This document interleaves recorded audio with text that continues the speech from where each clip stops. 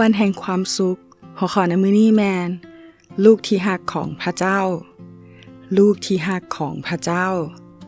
ในโยฮันบทที่10ข้อ10ทรงกล่าวว่าขโมยมาก็เพียงแต่จะลักจะฆ่าและทำลายเท่านั้น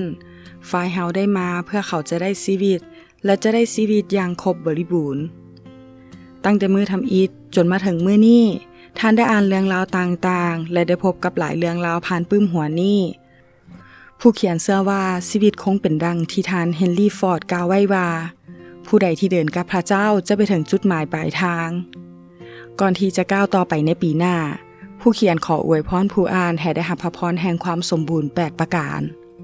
เป็นอย่างต้อง8เพราะหมายเลข8ตามความหมายของพระคัมภีร์คือการเริ่มต้นใหม่และความเป็นนิรันดร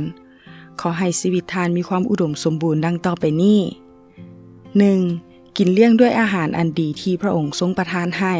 และดื่มน้ำจากแม่น้ำแห่งพระคุณความดีของพระองค์ 2. ซื่นใจยินดีอยู่กับความหังมีและมีสันติสุข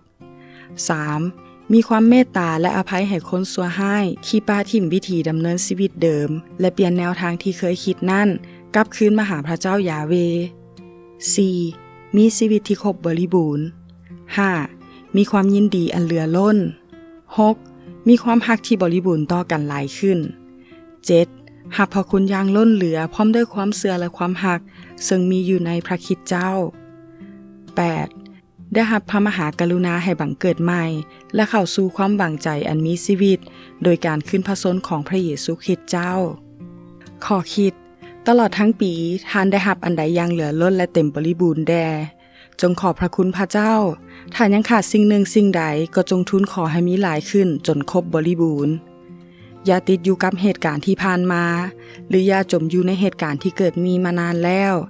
จงเฝ้าเบิ่งสิ่งใหม่ๆที่กำลังเกิดขึ้นมีมาบัดนี้พวกเจ้าเบิ่งเห็นเพราะกำลังจะเกิดขึ้นพอตอนนี้ต่อไปนี้และในปีหน้านี้พระเจ้าจะเฮ็ดแต่สิ่งใหม่ๆให้งอกขึ้นในชีวิตของทุกคน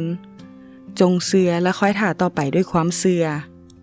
ลาก่อนแล้วพบกันใหม่ในปีหน้าขอพระเจ้าอวยพร